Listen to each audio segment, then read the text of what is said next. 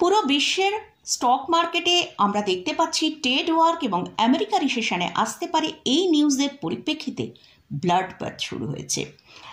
তো এরই সাথে সাথে আজকে আমাদের ইন্ডিয়ান মার্কেটেও আমরা ব্লাড বাথ দেখতে পেলাম।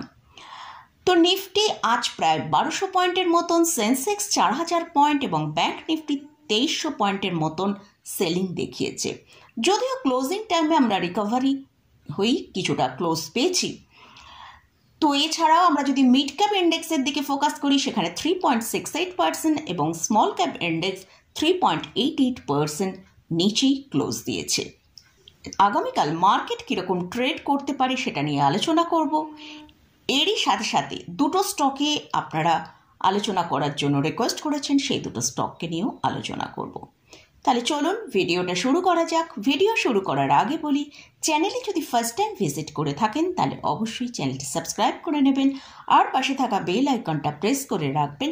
আমি ভিডিও আপলোড করার সাথে সাথে আপনাদের কাছে ভিডিওটা পৌঁছে যাবে।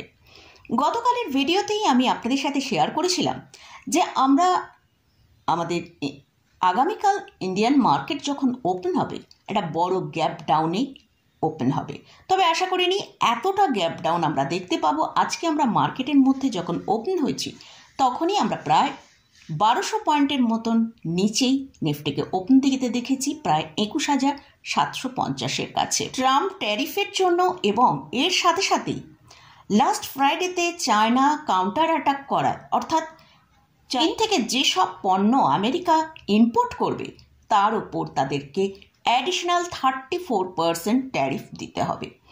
এই নিউজের পরিপ্রেক্ষিতে আমরা দেখেছি লাস্ট ফ্রাইডেতে আমেরিকা মার্কেটে একদম দ্রুত সেলিং শুরু হয়ে যায়। তার ফলে ইউএস মার্কেটের ডাউন জোন, ন্যাসড্যাক একটা বিশাল সেলিং সেখানে দেখতে পেয়েছি। কিন্তু আমাদের এই নিউজটা যখন এসেছে তখন আমাদের ইন্ডিয়ান মার্কেট অলরেডি ক্লোজ হয়ে গেছে, তাই আমরা কিন্তু ইন্ডিয়ান মার্কেটের উপর সেভাবে এফেক্টটা দেখিনি। যদি দেখি লাস্ট 3 দিনে 9%, ন্যাসড্যাক 11% এবং S&P 500 10%-এরও বেশি কারেকশান দেখিয়েছে। এবং এছাড়াও যদি ইউরোপ মার্কেটেও দেখি লাস্ট 3 দিনে মানে 2 এপ্রিলের পর থেকেই ক্যাক্সে 11.50%, ড্যাক্সে 15% এবং ফিডসে 10%-এরও বেশি সেলিং এসছে।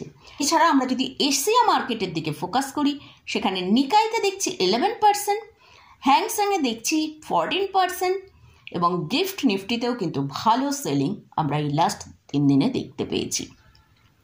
তো যাই হোক, এই যে ফ্রাইডেতে এতটা সেলিং হয়েছে তার প্রেশারটা কিন্তু আজকে আমরা আমাদের এশিয়া মার্কেটের ওপর কিন্তু একটা ভালো ইম্প্যাক্ট পড়েছে। তো তার ফলেই আমরা আজকে এশিয়া মার্কেটের ওপর দেখেছি প্রায় 8 থেকে 15%-এর মতন সেলিং হয়েছে। নিকাইতে আজকে 2600 পয়েন্ট, হ্যাংসেংয়ে 3000 পয়েন্ট, তারিয়ানে 2000 পয়েন্ট এবং আমাদের ইন্ডিয়ান মার্কেটেও আমরা দেখলাম প্রায় 700 পয়েন্ট 750 পয়েন্ট নিচে আজকে আমাদের ইন্ডিয়ান মার্কেট ক্লোজ হয়েছে। কিন্তু আমরা যদি দেখি লোয়ার লেভেল থেকে প্রায় 1200 পয়েন্টের মতন সেলিং আমাদের ইন্ডিয়ান মার্কেটেও হয়েছে। এছাড়াও আজকে যদি দেখি ডাউন জোনের ফিউচার এখন পর্যন্ত 900 পয়েন্ট নিচে ট্রেড করছে। ইউরোপ মার্কেটেও আমরা 3 থেকে 4%-এর মতন সেলিংই তাদের ট্রেডিংটা দেখতে পাচ্ছি। তো আজকে যদি আমেরিকা মার্কেটে এইরকম সেলিংয়ের প্রেশারটা কন্টিনিউ হয় তাহলে কিন্তু আগামীকাল আমাদের ইন্ডিয়ান মার্কেটও আরও একটা বড় গ্যাপ ডাউনই ওপেন হতে পারে। ফলে যদি নিফটি 21,750-এর নিচে ট্রেড করে ক্লোজিং দেয় তাহলে আমরা ইমিডিয়েট 3 জুনে যে নিফটি লোটা তৈরি করেছিল 21,354 তার কাছাকাছি চলে আসতে পারে। আর যদি কোনো ভালো নিউজ আমেরিকা মার্কেটে আসলো, আমরা দেখলাম হয়তো আমেরিকা মার্কেট সেখান থেকে একটা ভালো রিকভার করে আপসাইড দেখালো, তাহলে আমাদের ইন্ডিয়ান মার্কেটে আগামীকাল যদি আমরা দেখি 22,250-এর ওপর নিফটি ট্রেড করছে তাহলে আমরাও কিন্তু একটা ভালো আপসাইড ওপরের দিকে দেখতে পারি, যেটা 22,400 থেকে 22,450-500 পর্যন্ত আপসাইড দেখাতে পারে। এবারে আসছি ব্যাংক নিফটি। ব্যাংক নিফটি আজকে ক্লোজিং দিয়েছে 49,860-এ। যদি মানে কোনো কারণে আমরা গ্লোবাল মার্কেটের প্রেশার মানে একটা বড় সেলিং দেখি, সেক্ষেত্রে তো আমাদের ইন্ডিয়ান মার্কেটেও পড়বে এবং সেটা ব্যাংক নিফটির ওপরেও পড়বে। যদি আগামীকাল আমরা দেখি ব্যাংক নিফটি 49,180 নিচে ট্রেড করে ক্লোজিং দেয়, তাহলে কিন্তু ব্যাংক নিফটির মধ্যেও আমরা কিন্তু একটা ভালো সেলিং দেখতে পাবো। ব্যাংক নিফটিকেও আমরা ইমিডিয়েট 47,800 কাছে চলে আসতে দেখতে পাবো।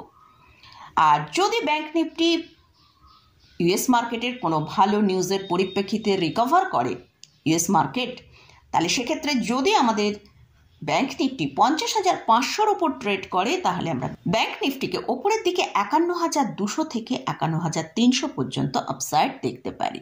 তাই আজকে কিন্তু ইউএস মার্কেটের ক্লোজিং কীরকম হচ্ছে এটা কিন্তু খুবই ইম্পর্ট্যান্ট, কারণ আমাদের ট্রাম্পের যেভাবে তিনি নিজের সিদ্ধান্তে অনড় রয়েছেন, যদি এটা থাকেন তাহলে কিন্তু মার্কেটের মধ্যে আর আমাদের এখনও পর্যন্ত আরও বেশ কিছুটা সেলিং দেখতে পেতে পারি। তো যাই হোক, এবার এইটা নিফটি এবং ব্যাংক নিফটি নিয়ে আলোচনা করলাম। এবারে দুটো স্টক নিয়ে আলোচনা করব। এই স্টক দুটো আপনারা আলোচনা করার জন্য রিকোয়েস্ট করেছেন, তাই কিন্তু আমি এই স্টকগুলো নিয়ে আলোচনা করছি। ফার্স্ট যে স্টকটা নিয়ে আলোচনা করছি সেটা হচ্ছে সিএসসি।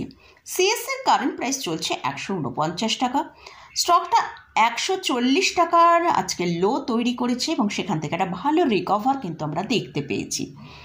মার্কেটে এতটা সেলিং প্রেশারের জন্যই কিন্তু এই স্টকটার ভেতরেও আজকে ভালো সেলিং আমরা দেখেছি। যদিও স্টকটা তার সর্বোচ্চ যে হাই 211 টাকা, সেখান থেকে অলরেডি আমরা দেখেছিলাম 43% রিডাকশন দেখিয়েছিল। তো মোটামুটি 110 টাকার কাছে সাপোর্ট নিয়ে সেখান থেকে একটা ভালো আপসাইড বর্তমানে দেখাচ্ছিল। তবে এটা পাওয়ার স্টক, এর মধ্যে কিন্তু ভালো রিকভার আসার চান্স রয়েছে। তবে এখন যেহেতু পুরো মার্কেটের মহল খারাপ আছে, তাই হয়তো স্টকটাকে আমরা সেলিং আসতে পারি, স্টকের মধ্যেও সেলিং আসতে পারে। তাই আমাদের যে সাপোর্ট লেভেল 110, এই লেভেলটার দিকে ওয়াচ করতে হবে। যদি এই সাপোর্ট লেভেল ব্রেক করে তাহলে এই স্টকের মধ্যেও কিন্তু সেলিং আসতে পারে। তবে যদি পোর্টফোলিও এই স্টকটা হোল্ডিংয়ে থাকে তাহলে হোল্ড করা যেতে পারে। নেক্সট যে স্টকটা নিয়ে আলোচনা করছি সেটা হচ্ছে সুপ্রিয় লাইফ সায়েন্স লিমিটেড। স্টকের কারেন্ট প্রাইস চলছে 675 টাকা। যেহেতু স্টকটা ফার্মাসিউটিক্যাল সেক্টরে বিলং করে, তাই কিন্তু স্টকটার মধ্যে আজকে আমরা প্রায় 5%-এর বেশি ডিক্লাইন দেখেছিলাম। যদিও স্টকটা তার হায়ার লেভেল থেকে এখন পর্যন্ত 31% নিচেই ট্রেড করছে এবং স্টকটা এখন একটা রেঞ্জের মধ্যে ট্রেড করছে, যেটা ওপরের দিকে হচ্ছে 800 থেকে 840 আর নিচের দিকে হচ্ছে 550 থেকে 560। যদি স্টকটা তার লোয়ার লেভেলের যে 550 রয়েছে তাকে যদি ব্রেক করে নিচে ট্রেড করে, তাহলে স্টকটার মধ্যে ভালো সেলিং আসতে পারে। তো মোটামুটি আজকের ভিডিওয়ে এই দুটো স্টকে আপনারা আমার ভিউ জানতে চেয়েছেন, সেটা আপনাদের সাথে শেয়ার করলাম। এছাড়াও মার্কেটে কেন আজকে এতটা সেলিং হয়েছে সেটা নিয়ে আলোচনা করলাম। আগামীকাল নিফটি কীরকম ট্রেড করতে পারে, কোথায় তার ইম্পর্ট্যান্ট লেভেল আছে, সেগুলো নিয়েও ডিসকাস করলাম। তো মোটামুটি আজকের মতন ভিডিওটা এখানেই শেষ করছি। ভিডিওটা যদি ভালো লাগে অবশ্যই লাইক করবেন, শেয়ার করবেন, সাবস্ক্রাইব করবেন। ধন্যবাদ।